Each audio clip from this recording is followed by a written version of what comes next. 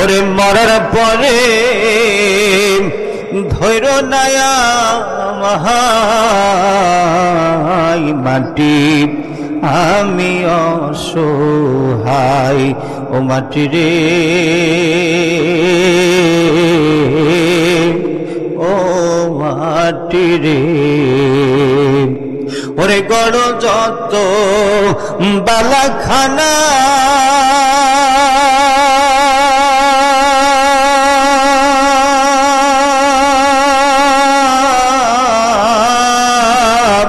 ওই মাটি হবে বিছানা রে সেদিন ওই কবরে হবে কেউ পাহাই মাটি আমি অসহায় ওরে মরার পরে ধৈর্য নায়া মহাই মাটি আমি অসহায় এই দুনিয়ার মোহে পড়ে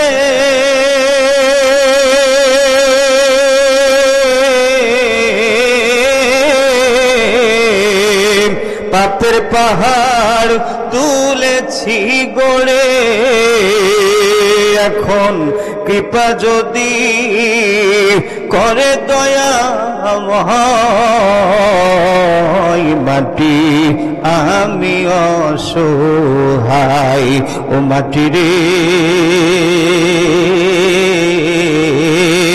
ও মাটি রে ওরে মরার পরে ধৈর্য নায়া মাটি আমি অসহায় লা ইলাহা। আমরা আল্লাহর কোরআনের কাছে প্রশ্ন করলাম, ও কোরআন তুমি বলে দাও, এই যে আমরা ভবানীপুরের মাটিতে রাতের ঘুমকে হারাম করে দিয়ে যদি তোমার আলোচনা শুনি তাহলে আমাদের লাভ কি হবে? বলেন এই প্রশ্নের জবাব আল্লাহর কোরআন দিতে পারে কিনা? আল্লাহ রাব্বুল আলামিন বলেন, وَإِذَا قُرِئَ الْقُرْآنُ فَاسْتَمِعُوا لَهُ وَأَنصِتُوا لَعَلَّكُمْ تُرْحَمُونَ।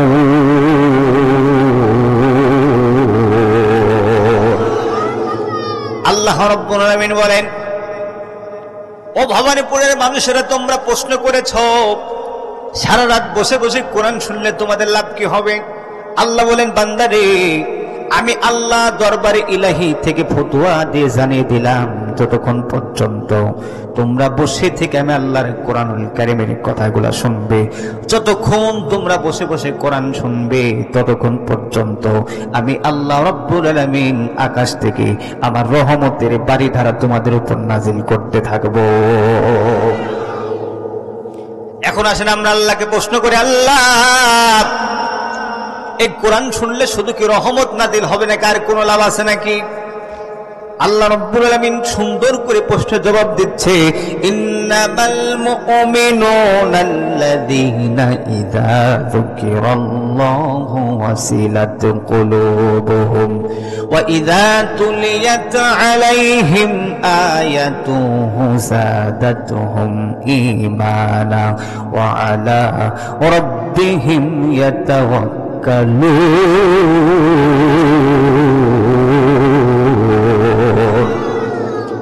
আল্লাহ রাব্বুল আলামিন বলেন, এটা এমন একটা কোরআন যখন আমার মুমিন বান্দাদের সামনে আমি আল্লাহর কোরআনুল কারীমের কথা বলা হবে, কোরআনের কথা যখন মুমিন বান্দাদের সামনে বলা হবে, এই কোরআনুল কারীমের কথাগুলা শোনার পরে ওই ইমানদার বান্দার অন্তরটা ভয় প্রকম্পিত হতে থাকবে। চিৎকার মেরে বলেন সুবহানাল্লাহ। শুধু অন্তরটা ভয় প্রকম্পিত হবে না, আর কি হবে শুনেন। আল্লাহ বলেন, ওয়া আলা রাব্বিহিম ইয়াতাওয়াক্কালুন। আল্লাহ বলেন, ওয়া ইযা তুলিয়াত আলাইহিম আয়াতুহু যাদাতুহুম ঈমানা।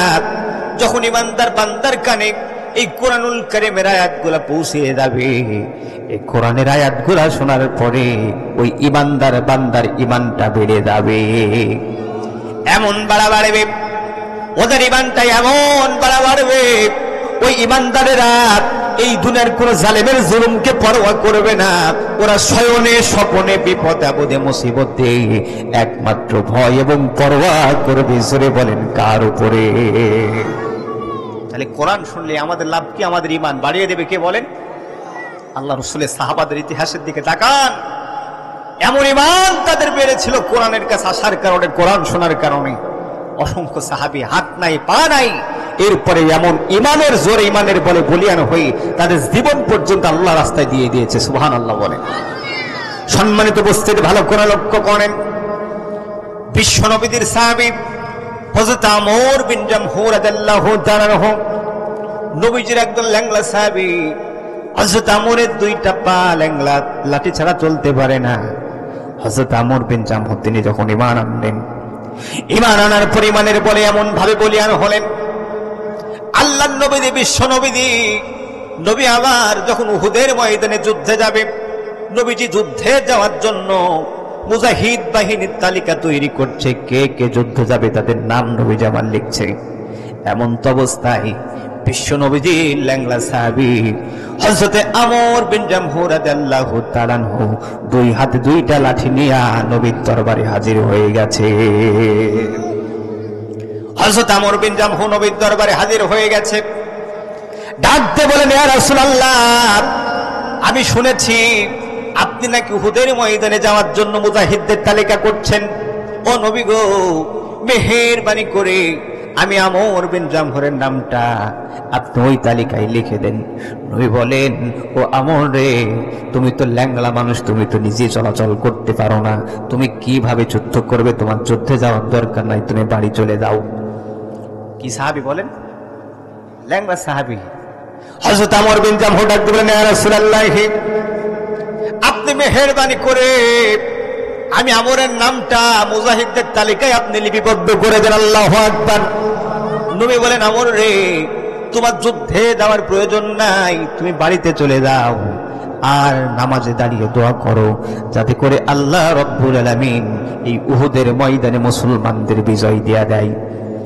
হযরত আমর বিন জামহু ডাকতে বলেন, ইয়া রাসূলুল্লাহ, আপনার মুখ মিশ্রিত বাণী থেকে যতটুকু শুনেছি, বাড়িতে যে নামাজে দাঁড়িয়ে দোয়া করা আর যুদ্ধের ময়দানে যে যুদ্ধ করা কখনো এক হতে পারে না। নবী গো, মেহেরবানি করে অনুমতি দেন, আমি আমর যুদ্ধের ময়দানে যেতে চাই। আমরের ঈমান দিয়েছেন কে? সম্মানিত উপস্থিতি, ভালো করে লক্ষ্য করেন, বিশ্ব নবী আমার বলেন, আমর রে, তোমার যুদ্ধে যাওয়ার দরকার নাই, তোমার জন্য একটা সুসংবাদ আছে। নবীজি বলেন, আমর রে, তোমার কলিজার টুকরা চারটা সন্তান, আমি তোমার প্রত্যেকটা সন্তানকে যুদ্ধের অনুমতি দিয়েছি। হযরত আমর বিন জামহু যখন এই কথা শুনেছে, সঙ্গে সঙ্গে চোখের পানি ছেড়ে দিয়ে কাঁদে আর ডাকতে বলে, ইয়া রাসূলুল্লাহ, ইয়া হাবিবাল্লাহ, আমার সন্তানগুলা যুদ্ধে চলে যাবে, যুদ্ধে যাওয়ার কারণে তারা শহীদ হতে পারবে, আর শহীদ হওয়ার কারণে কাল কিয়ামতের ময়দানে আমি পিতা, আমার হাজার হাজার বছর আগে ওরা বিনা হিসাবে জান্নাতে চলে যাবে, আর আমি যুদ্ধে না করার কারণে, না যাওয়ার কারণে আমার জান্নাতে যেতে দেরি হয়ে যাবে, এটা হতে পারে না। নবী গো, আপনি মেহেরবানি করে অনুমতি দেন, আমি আমার যুদ্ধে যাব। আল্লাহু আকবার। আমার বলছেন, ইয়া রাসূলুল্লাহ, আমার সন্তানেরা যুদ্ধে যাওয়ার কারণে, তারা শহীদ হওয়ার কারণে কিয়ামতের দিন বিনা হিসাবে জান্নাতে যাবে, আর আমি না যাওয়ার কারণে আমার জান্নাতে যেতে বড় দেরি হয়ে যাবে। নবী গো, আপনি অনুমতি দেন, আমি যুদ্ধে যেতে চাই। সুবহানাল্লাহ বলেন। সম্মানিত উপস্থিতি, ভালো করে লক্ষ্য করেন, আল্লাহর নবী, বিশ্ব নবী বুঝতে পারলেন আমরের আকুতি, আমরের মিনতি, নবীজি অনুমতি দিয়ে দিলেন। হযরত আমর বিন জামহু এত খুশি তিনি হয়ে গেলেন, এত খুশি তিনি কোনোদিন হন নাই। হযরত আমর তিনি বাড়িতে চলে গেলেন, মনে অনেক আনন্দ। প্রিয়তম স্ত্রীকে ডাকতে বলেন, স্ত্রী রে, ওই স্ত্রী রে, তুমি শোনো, আমি উহুদের ময়দানে যুদ্ধে যাব, শুধু আমি নয়, আমার কলিজার টুকরা চারটা সন্তান উহুদের ময়দানে যুদ্ধে যাবে। ও আমার স্ত্রী রে, মেহেরবানি করে আমাকে একটু সহযোগিতা করো, যুদ্ধের ব্যাপারে, প্রস্তুতির ব্যাপারে সহযোগিতা করো। হযরত আমর বিন জামহু যুদ্ধে চলে গেলেন। কলিজার টুকরা চারটা সন্তান মনে মনে চিন্তা করে, আরে আমাদের বাবা তো ল্যাংড়া মানুষ, লাঠি ছাড়া চলতে পারে না।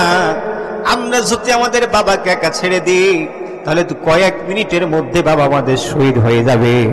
এই জন্য হযরত আমরের 4টা সন্তান যুদ্ধ করে, একটা সন্তান আমরের বামে, একটা সন্তান ডানে, একটা সন্তান পিছনে, আর একটা সন্তান সামনে। আর নবীজির ল্যাংড়া সাহাবী আমর বিন জামহর মাঝখানে দাঁড়িয়ে আছে। জোরে বলেন আল্লাহু আকবার। বলেন সন্তানের প্রতি পিতার ভালোবাসা আছে না নাই? একটু জিকির করি লা ইলাহা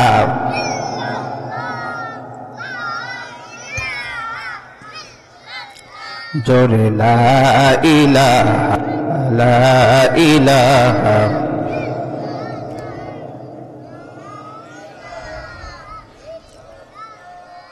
লা ইলাহা লা ইলাহা ইল্লাল্লাহ মুহাম্মাদুর রাসূলুল্লাহ সাল্লাল্লাহু। সম্মানিত উপস্থিতি, ভালো করে লক্ষ্য করেন, হযরত আমার মাঝখানে দাঁড়িয়ে আছে। কলিজার টুকরা সন্তানগুলা মনে মনে চিন্তা করে, বাবা তো ল্যাংড়া মানুষ, বাবা তো লাঠি ছাড়া চলতে পারে না। আমরা যদি আমাদের বাবাকে একা ছেড়ে দিই তাহলে তো বাবা কয়েক মিনিটের মধ্যে শহীদ হয়ে যাবে। এই জন্য কলিজার টুকরা সন্তানগুলা চারদিকে দাঁড়িয়ে আছে। আল্লাহু আকবার বলেন। বলেন বাবার প্রতি সন্তানের ভালোবাসা আছে না নাই? ও ভাই, সন্তানের প্রতি বাবার ভালোবাসা আছে না নাই?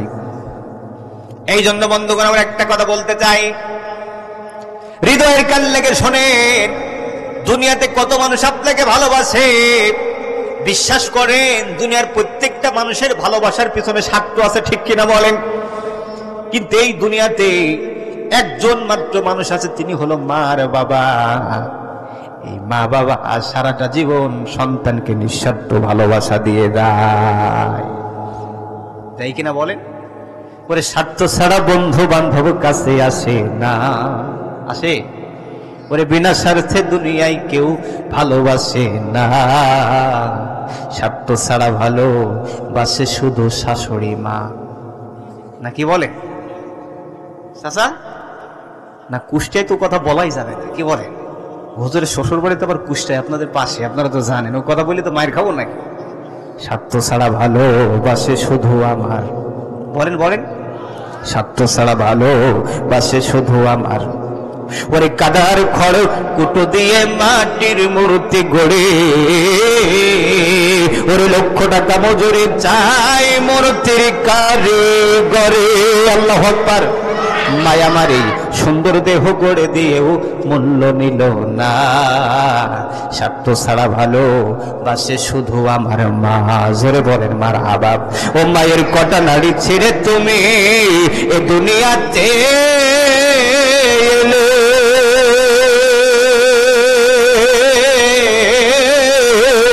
ওরে একদিন হোক কি হিসাব করে দেখেছো ছেলে। আল্লাহু আকবার বলেন। সেই মাকে যারা দাও না খেতে, মায়ের ভক্তি করো না, ওয়াজ শুনে লাভ হবে না। এরকম সন্তান আছে না বলেন? নামাজ পড়ে মাকে ভাত দেয় না, আছে না নাই? ও ভাই, বিশ্বাস করেন, আপনি যত বড় নামাজি হন না কেন, আপনি যত বড় হাজি হন না কেন, আর আপনি যত বড় ইমানদার নিজেকে দাবি করেন না কেন, আপনি যদি আপনার পিতামাতাকে না দেখতে পারেন, আপনার পিতামাতা সন্তুষ্টি আপনি যত অর্জন করতে না পারেন, আপনার কোন ইবাদত আল্লাহর দরবারে কবুল হবে না। সন্তান বিয়ের আগে খুবই ভালো, কিন্তু বিয়ের আগে সন্তান বদলিয়ে যায়, আছে না নাই? ভাইয়ের আমার, বন্ধুগণ আমার, মা কত সন্তানকে ভালোবাসে। ও ভাই, হৃদয়ের কান লাগে শোনেন, একটা বাস্তব ঘটনা বলে যায়। বাবা মা কত সন্তানকে নিঃস্বার্থ ভাবে ভালোবাসে। আজ থেকে কয়েক বছর আগের ঘটনা। ঢাকার সিন্ধু নদীতে অভিযান লঞ্চ নামে, অভিযান 10 নামের একটা লঞ্চ আগুন লেগেছিল রাত 3টার দিকে। একজন যুবক সাংবাদিকদেরকে বলছিলেন গভীর রাত্রে যখন লঞ্চে আগুন লেগে গেল, ওই লঞ্চে আমি ছিলাম, আমার কলিজার টুকরা সন্তান ছিল 5 বছর বয়স।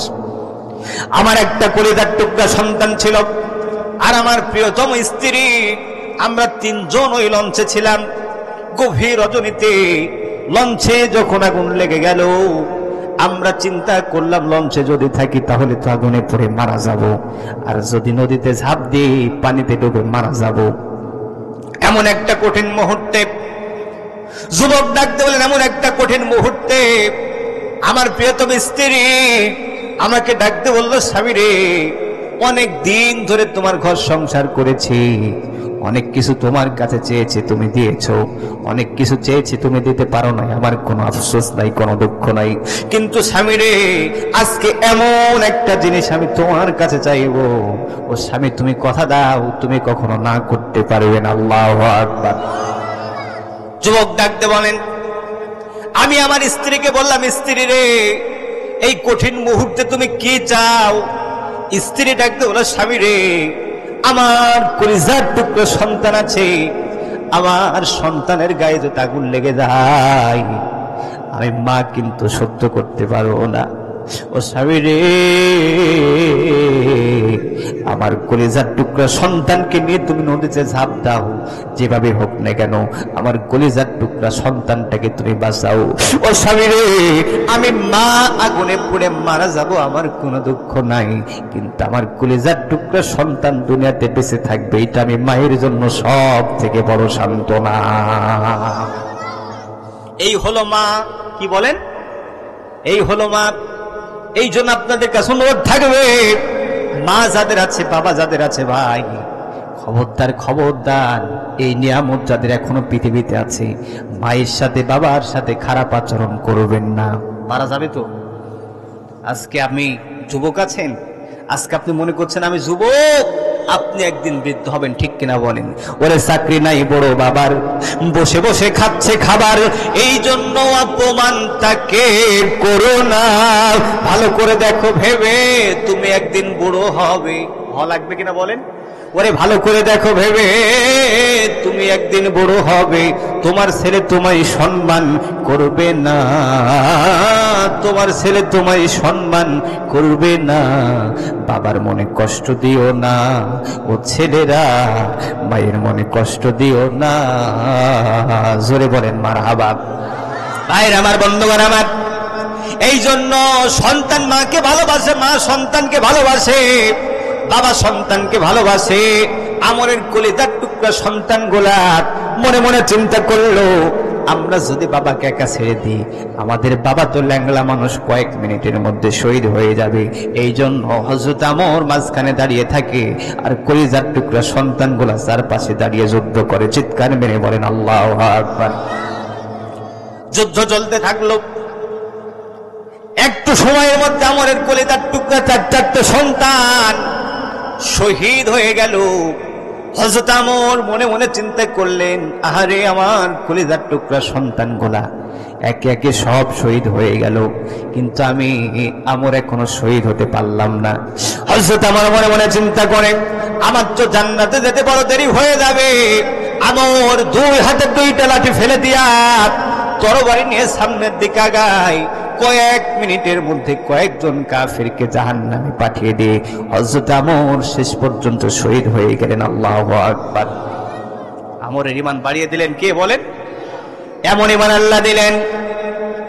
হযরত আমর যখন শহীদ হয়ে গেল, আল্লাহর নবীজি উহুদের ময়দানে প্রায় ৭০ জন সাহাবী শাহাদাত বরণ করল। আল্লাহর নবী যখন যুদ্ধ শেষ হয়ে গেল, সাহাবাদেরকে বলেন, ও আমার সাহাবারা, তোমরা এই শহীদদের লাশগুলা বাড়িতে নিয়ে যাওয়ার ব্যবস্থা করো, দাফনের ব্যবস্থা করো। সকলেই শহীদদের লাশ নেওয়ার জন্য এসেছে। কেউ ভাইয়ের লাশ, কেউ কলিজার টুকরা সন্তানের লাশ, কেউ স্বামীর লাশ, কিন্তু একজন মহিলা নুসাইবা বিনতে কাব যুদ্ধের ময়দানে এসেছে। এক নয়, দুই নয়, 5টা লাশ নেওয়ার জন্য। জোরে বলেন আল্লাহু আকবার। উহুদের ময়দানে শহীদদের লাশগুলো ঠেলে পিঠে তুলে দেওয়া হলো। উটগুলা বাড়িতে চলে যায়, কিন্তু হযরতে আমর বিন জামহ নবীদের ল্যাংলা সাহাবী, আমরের লাশটা যেই উটের পিঠে তুলে দেওয়া হয়েছে, সাহাবারা উটকে এত বলে এত মারে, কিন্তু উট সামনের দিকে আগায় না। বলেন, উঠতে সামনের দিকে আগানোর ভিতরে রহস্য আছে না নাই? ওটা সামনের দিকে আগায় না। নবীজির কাছে সাহাবারা বলল, ইয়া রাসূলুল্লাহ, আপনি একটু আসেন, উঠকে এত মারি কিন্তু উঠ সামনের দিকে যাই না। আপনার সমস্ত শহীদদের লাশগুলা উটগুলা নিয়ে বাড়িতে চলে গেছে, কিন্তু আমর বিন জামহুরের লাশটা যে উঠের পিঠে তুলে দিয়েছে, উঠ তো সামনের দিকে আগানে, আপনি একটু আসেন। বিশ্বনবী আমার আসলেন, উঠকে দেখলো, উঠরে তুমি কেন যাও না? উঠ নবীজির কথাও শোনে না। নবীজি বুঝতে পারলেন উঠ যেহেতু আমি নবীজির কথা শুনে না, এর ভিতরে রহস্য আছে। আল্লাহ নবী, বিশ্ব নবীজি, তিনি সঙ্গে সঙ্গে আমরের স্ত্রীকে ডাকলেন, হযরত আমর বিন জামহুরের স্ত্রীকে ডাকলেন। ডাক দিলেন, আমার প্রিয় তোমার সাহাবী আমরের স্ত্রী, বলো তো দেখি, আমার কলিজার টুকরা ল্যাংলা সাহাবী আমর বিন জামহুর যখন যুদ্ধের ময়দানে এসেছিল, তোমার সাথে কি কথা হয়েছিল? স্ত্রী ডাকতে বলে, নবী গো, আমার স্বামীকে আপনি যেই দিন যুদ্ধের ময়দানে যাওয়ার জন্য অনুমতি দিয়েছিলেন, এত খুশি, এত আনন্দিত অবস্থায় কোনোদিন আমি আমার স্বামীকে দেখি নাই। আমার স্বামী যখন আমার কাছে আসলো, আমি শুধু সেই দিন বলেছিলাম, তুমি তো ল্যাংলা মানুষ, কিভাবে তুমি যুদ্ধ করবে? তুমি তো ল্যাংলা মানুষ, লাঠি ছাড়া চলতে পারো না, কিভাবে যুদ্ধ করবে?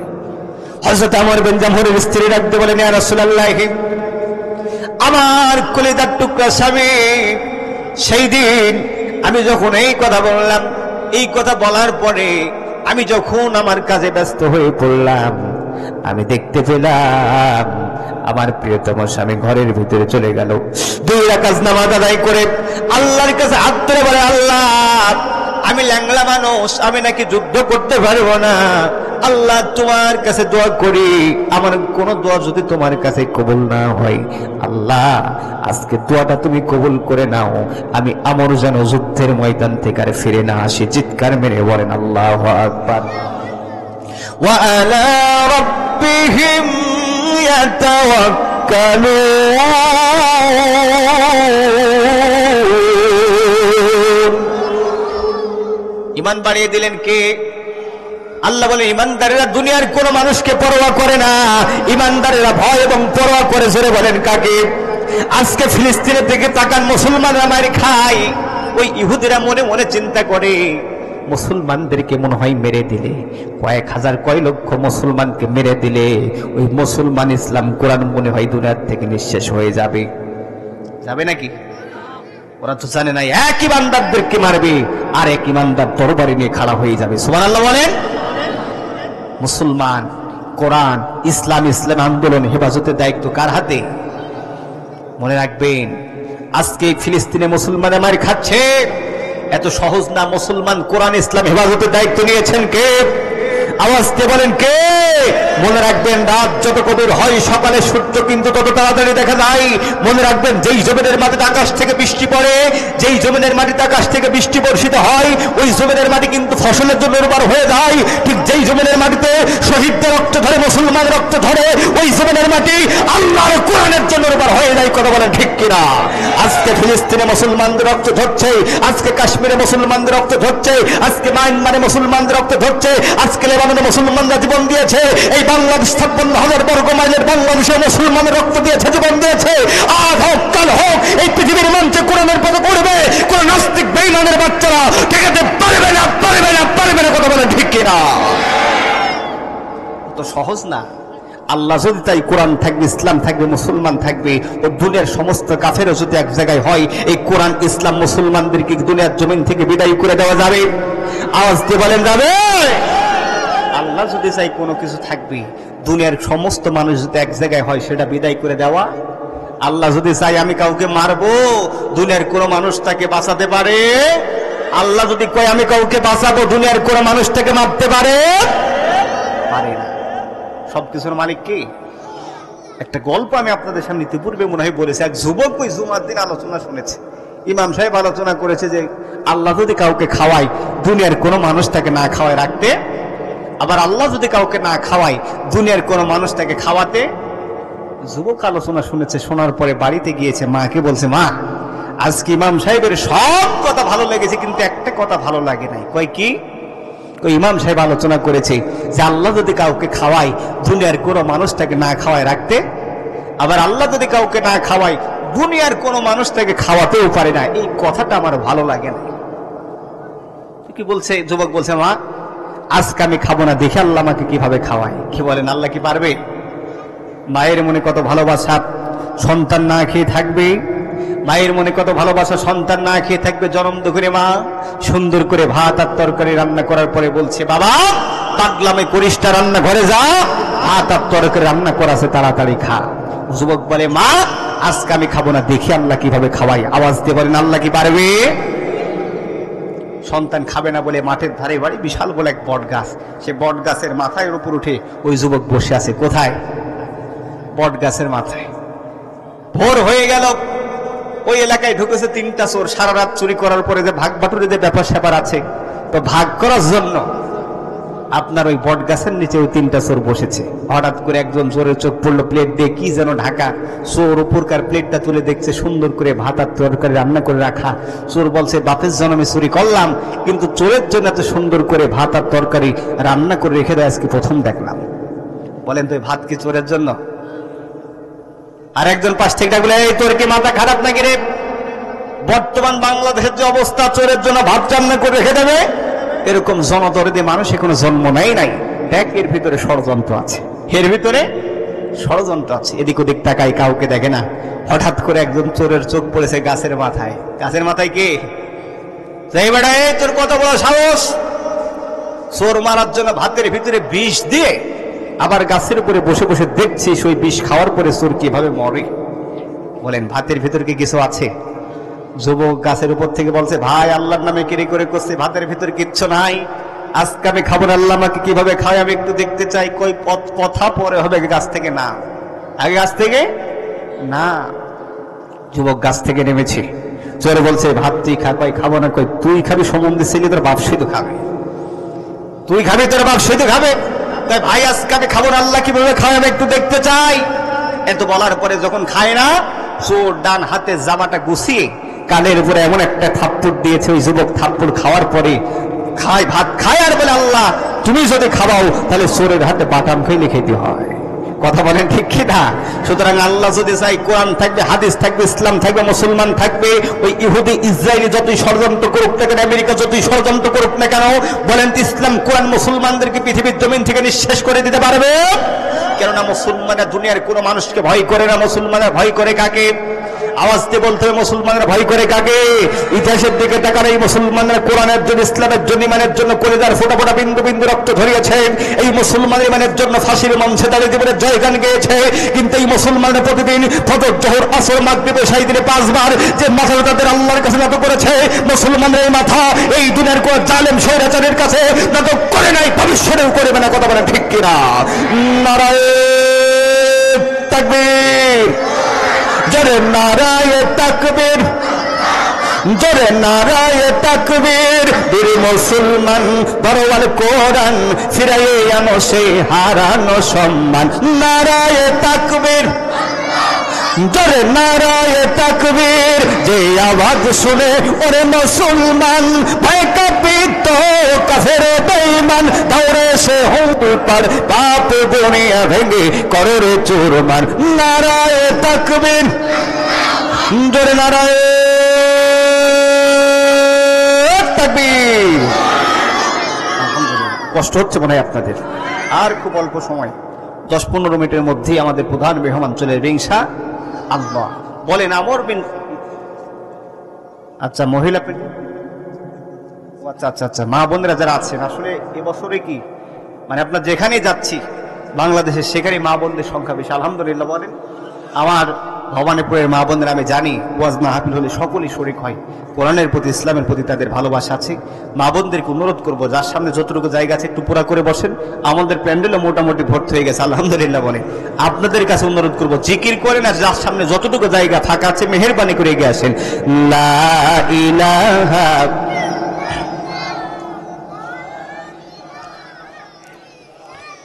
জোরে লা ইলাহা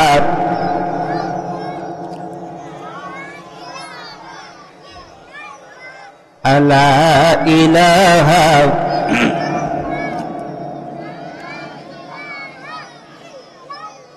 লা ইলাহা।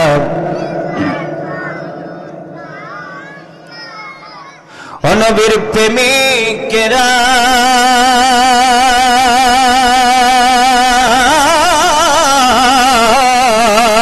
দিশেহারা মরণের ভয় করে না, প্রেম তো ওহ মরে না। নবীর প্রেমিকেরা প্রেম তো মরে না। জোরে বলেন মারহাবা। প্রেম করেছেন ইব্রাহিম নবী, নমরুদেরা গুনে পুরি গো হায়রে। প্রেম করেছেন ইব্রাহিম নবী, নমরুদেরা গুনে পুরি গো। ওরে আগুন হইল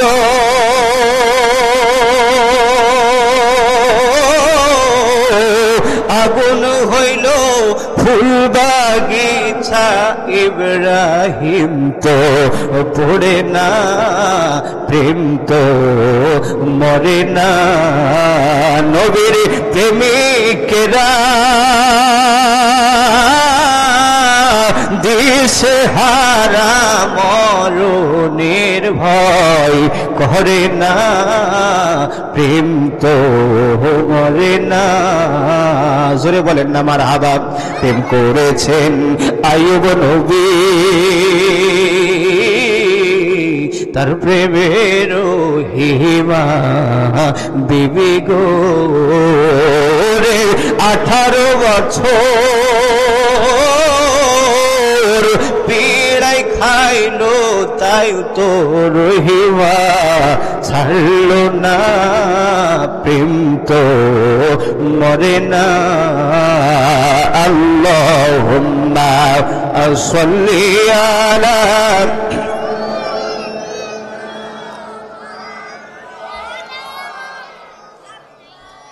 ওয়া আলা আলি।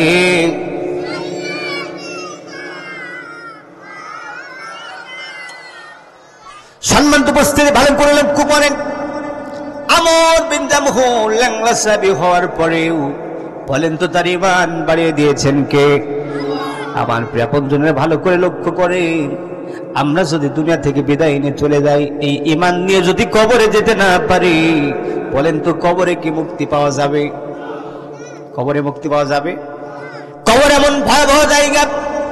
নবীজির সাহাবী হযরত আবু বকর, যে আবু বকরের নবী বলেন আবু বকরের এক রাত্রের নেকি আর পৃথিবীতে যত মানুষ এসেছে কিয়ামত পর্যন্ত যত মানুষ আসবে যত নেকি করবে, আবু বকরের একটা রাত্রের নেকি সমান হবে না। আল্লাহু আকবার। অন্তত ওই আবু বকর তিনি যখন কবর দেখতেন, আবু বকর বলতেন, আরে আমি মানুষ না হয়ে যদি গাছপালা তরুলতা হয়ে যেতাম কতই না ভালো হতো, তাহলে তো কবরে আমাকে জবাবদিহি করতে হতো না। আল্লাহু আকবার বলেন। নবীর সাহাবী হযরত উসমান, যে উসমান নবীদের 2টা মেয়েকে বিবাহ করেছিল, একটাবার ভাবেন উসমান যখন কবর দেখতেন, উসমান এত কান্নাকাটি করতেন, শিশুদের মতন গড়াগড়ি পারতেন। সাহাবারা প্রশ্ন করত, উসমান রে, তুমি তো দুনিয়াতে জান্নাতে সুসংবাদ পেয়েছো, কিন্তু কবর দেখলে তুমি কেন কাঁদো? কবর দেখলে তুমি কেন কাঁদো?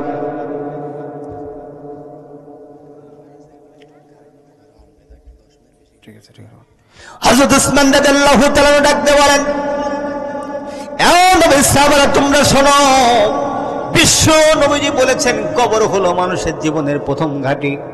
এই কবরে কেউ যদি একটাবার ধরা খেয়ে যায়, তার আর বাঁচার পথ নাই। এই জন্য আমি উসমান কবর দেখলে পাগলের মতো হয়ে যাই, না জানি এই কবরে আমি উসমান ধরা খেয়ে যাই। চিৎকার মেরে বলেন আল্লাহু আকবার। বলেন তো আবু বকর উসমান তাদের নেকি কি কম ছিল? আমার প্রিয় বন্ধুগণ ভালো করে লক্ষ্য করেন, আল্লাহর নবী বিশ্ব নবীদের প্রিয়তম স্ত্রী হযরত খাদিজা, যেই খাদিজা নবীজির দুঃখের দিনের সাথে ছিল, আমার নবী তিনি বলতেন, খাদিজা যেই দিন পৃথিবী থেকে বিদায় নিয়ে চলে গেল, নবী বলতেন, আমার খাদিজা যদি দুনিয়াতে বেঁচে থাকতো, আমি নবীজি খাদিজা বেঁচে থাকা সত্ত্বে আর দ্বিতীয় কোন স্ত্রীকে, দ্বিতীয় কোন নারীকে স্ত্রী হিসেবে গ্রহণ করতাম না। আল্লাহু আকবার। আপনারা জানেন নবীজির প্রায় 11টা বা 13টা স্ত্রী ছিল, সব কিন্তু খাদিজার মৃত্যুর পরে। হযরত খাদিজা নবীজিকে এত ভালোবাসা দিতেন। আল্লাহর নবী বিশ্ব নবীজি তিনি যখন কালেমা দাওয়াত দেওয়ার পরে গভীর রাত্রে বাড়িতে যেতেন, গভীর রাত্রে ঘরে যেতেন, আল্লাহর নবী একটাবার দরজায় কড়া নাড়তো, সঙ্গে সঙ্গে খাদিজা দরজাটা খুলে দিত। নবীজি প্রশ্ন করতো, খাদিজা রে কিভাবে তুমি পারো? ও খাদিজা, গভীর রজনীতে কেউ ঘুমিয়ে নাই, আমি যতদিন একা একা বাড়িতে গভীর রজনীতে আসি একটাবার ডাকার সাথে সাথে তুমি জবাব দাও, কিভাবে সম্ভব রে খাদিজা, তুমি কি ঘুমাও না? আল্লাহু আকবার বলেন। হযরত খাদিজা ডাকতে বলেন, ইয়া রাসূলুল্লাহ, নবী গো, এই কালেমা দাওয়াত দেওয়ার কারণে নবী গো কি আপনাকে পাথর দিয়ে মারে, কি আপনাকে গালি দেয়? ও নবী, আপনি গভীর রজনীতে ভারাক্রান্ত হৃদয় নিয়ে ঘরে ফিরে আসেন। নবী গো, আমি খাদিজা মনে মনে চিন্তা করে, আমার নবী তো ভারাক্রান্ত হৃদয় নিয়ে ঘরে আসে, আমি খাদিজা যদি বিছানায় ঘুমিয়ে যাই, আর আমার নবীজি যদি আসার পরে বারবার আমি খাদিজাকে ডাকি, আমি খাদিজা যদি উত্তর নিতে জবাব দিতে দেরি হয়ে যায়, আমার নবীর তো কষ্ট হয়ে যাবে। এই জন্য নবী গো, আপনি যতদিন কালেমার দাওয়াত দেওয়ার জন্য বের হন, আমি খাদিজা ততদিন বিছানায় পিঠ লাগে ঘুমাই না, আমি খাদিজা দরজার সাথে পিঠ লাগে দাঁড়িয়ে দাঁড়িয়ে ঘুমাই। এই খাদিজা, হযরত খাদিজা যখন দুনিয়া থেকে বিদায় নিয়ে চলে যাবে, দুনিয়া থেকে বিদায় নিয়ে যাওয়ার আগে কিছুদিন আগের ঘটনা, খাদিজা কাঁদে, কলিজার টুকরা মেয়ে ফাতেমা বাবার কাছে চলে গেল, নবীজিকে ডাকতে বলেন, ইয়া রাসূলুল্লাহ, আমার কলিজার টুকরা পিতা, আমার মা খাদিজা কেন কাঁদে, আপনি একটু আসেন। বিশ্ব নবীজি আমার চলে আসলাম, খাদিজাকে ডাকতে বলে, ও খাদিজা, কি হয়েছে তোমার, তুমি কেন কাঁদো রে খাদিজা? খাদিজা, আমার কোন কথায়, আমার কোন আচরণ তুমি কি কষ্ট পেয়েছো নাকি বলো? হযরত খাদিজা ডাকতে বলে, নবী, আমার শরীরটা ভালো না, আমি খাদিজা হয়তো আর দুনিয়াতে বেশি দিন থাকবো না। ও নবী গো, আপনার সাথে দীর্ঘদিন ঘর সংসার করেছি, নবী গো, আমার কোন আচরণ আপনি যদি কষ্ট পান, আমি খাদিজাকে আপনি মাফ করে দেবেন। আল্লাহু আকবার বলেন। হযরত খাদিজা ডাকতে বলে, ইয়া রাসূলুল্লাহ, আজকে এমন কয়েকটা বিষয় আমি আপনার কাছে চাইবো, আপনি কখনো না করতে পারবেন, আপনি আমাকে দেবেন কিনা বলেন। নবীজি বলেন, খাদিজা, তুমি আমার কাছে কি চাও, কি এমন চাপ আমার কাছে আছে তুমি বলো। হযরত খাদিজা ডাকতে বলে, ইয়া রাসূলুল্লাহ, আজকে তিনটা জিনিস আপনার কাছে চাইবো নবী, আপনি কথা দেন, কথা দেন, আমি খাদিজাকে আপনি খালি হাতে ফিরাই দেবেন না। বিশ্বনবী বলেন, খাদিজা রে, তুমি তো আমার দুঃখের দিনের সাথে, খাদিজা তুমি কি চাও আমাকে বলো। হযরত খাদিজা চোখের পানি ছেড়ে দিয়ে কাঁদে, আর ডাকতে বলি, ইয়া রাসূলুল্লাহ, আমি খাদিজা যেই দিন পৃথিবীর জমিন থেকে বিদায় নিয়ে চলে যাব, নবী গো, এই দুনিয়ার কোন সাধারণ কাপড় দিয়ে আমার কাফন আপনি বানাবেন না, দুনিয়ার কোন ভালো কাপড়, দুনিয়ার কোন দোকান থেকে কাপড় নিয়ে আমার জন্য খাদিজার কাফনের ব্যবস্থা করবেন না। ও নবী, আমি খাদিজা যেই দিন পৃথিবীর জমিন থেকে বিদায় নিয়ে অন্ধকার কবর দেশে চলে যাব, নবী গো, মেহেরবানি করে আপনি নবীজি আপনার শরীরের একটা জুব্বা মুবারক আমি খাদিজার কাফনের কাপড় হিসাবে দিয়ে দেবে। বিশ্বনবী আমার বলেন, খাদিজা কি হয়েছে, কেন আমার জুব্বা তুমি চাও?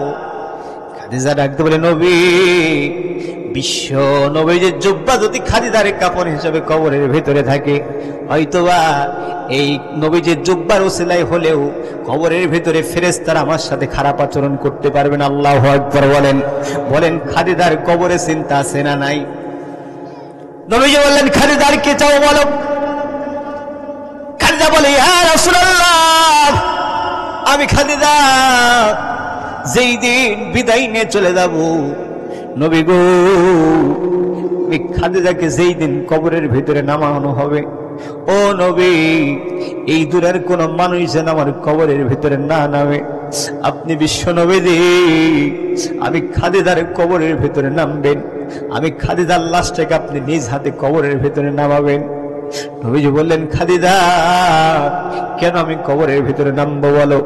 খাদিজা ডাক ধরে নবী গো, বিশ্ব নবী যদি এই কবরের ভিতরে নামবে, আমার মনে হয় না আল্লাহ সেই কবরে আযাব দেবে। চিৎকারে মেরে বলেন আল্লাহু আকবার। নবীজি বললেন, খাদিজা 3 নম্বরে তোমার চাওয়া পাওয়া কি একটু বলো। খাদিজা চোখের পানি ছেড়ে দিয়ে কাঁদে, নবীজিও কাঁদে।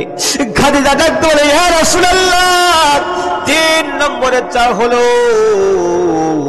আমি খাদিজা যেই দিন পৃথিবী থেকে বিদায় নিয়ে চলে যাব, আমি খাদিজার লাশটা যেই দিন দাফন করা হবে, আমি খাদিজাকে যখন কবরের ভিতরে রাখা হবে, ও নবী গো, আমি খাদিজাকে দাফন করার পরে সবাই যখন বাড়িতে চলে যাবে, নবী আপনি আমাকে কথা দেন, আপনি নবী যে আমার কবরের পাশ থেকে যাবেন না। ও নবী গো, আমি খাদিজার যখন সওয়াল জবাব করার জন্য মুনকার নাকির চলে আইবে, আপনি মেহেরবানি করে নবী গো আমি খাদিজার সওয়াল জবাবটা আপনি নিজে দিয়ে দেবেন। সুবহানাল্লাহ বলেন। বিশ্বনবী চোখের পানি ছেড়ে দিয়ে কাঁদে।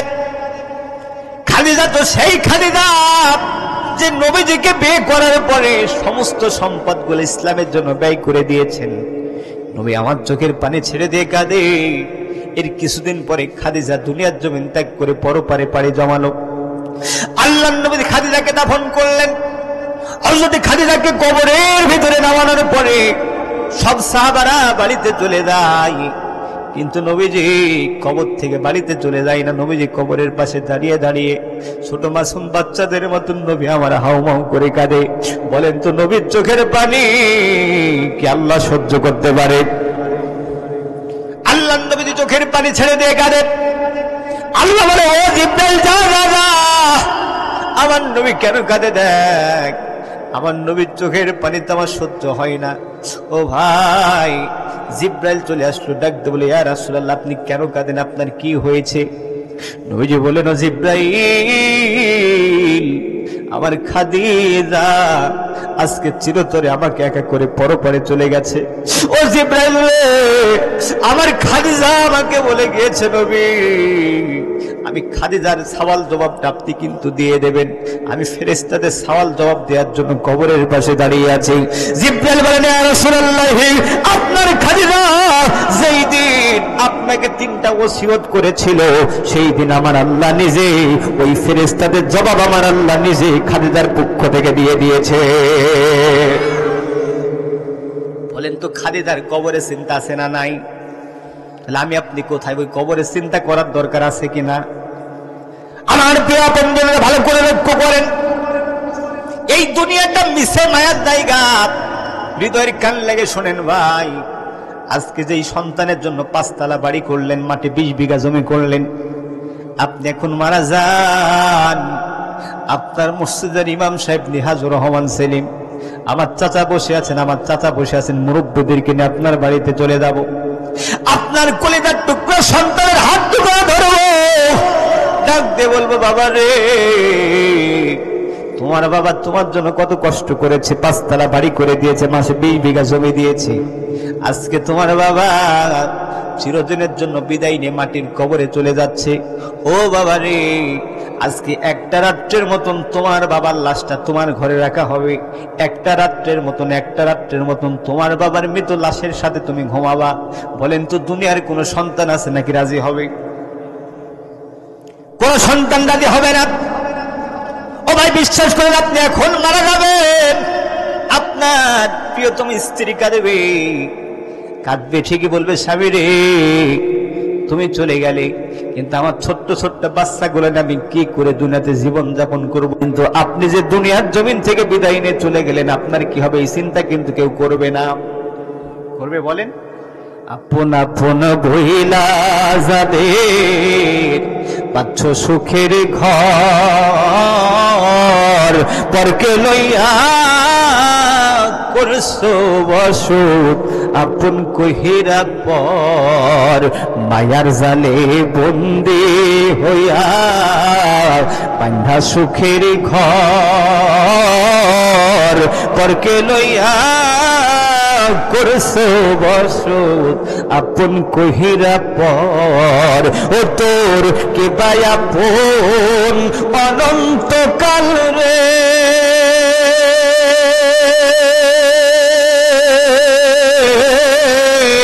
কে বায়াপন অনন্তকাল করলি কারে সাথী, কার লাগিয়া কান্দ দিবা রাতি। জোরে বলেন না মারহাবা। এই জন্য দুনিয়াটা মিছে মার জায়গা, আমাদের হিসাব আমাদের কি দিতে হবে। কি বলেন? কোন পীর, আপনার কোন বড় হুজুর আপনার কবরে আপনার জবাব দেবে না, আমাদের জবাব আমাদের কি দিতে হবে।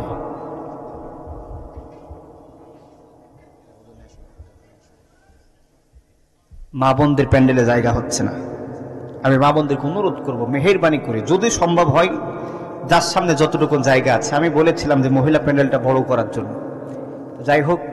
যাই হোক যে অবস্থায় আছেন না কেন, আপনাদের যার সামনে যতটুকু জায়গা আছে আপনারা একটু পুরা করে বসেন। আর স্বেচ্ছাসেবকের যুব সমাজ যে সকল ভাইরা আছেন আপনারা একটু দেখেন ওইখানে চটটট পেড়ে দেওয়া যায় কিনা, একটু জায়গা বাড়ানো যায় কিনা, একটু আপনারাও চেষ্টা করেন। আর আপনারা মেহেরবানি করে যার সামনে যতটুকু জায়গা ফাঁকা আছে আপনারা মেহেরবানি করে পুরা করে বসেন। আমাদের প্রধান বক্তা খুব কয়েক মিনিটের মধ্যে আমাদের মঞ্চে চলে আসবে ইনশাআল্লাহ। জিকির করে লা ইলাহা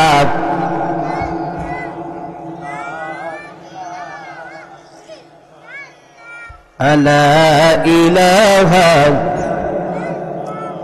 লা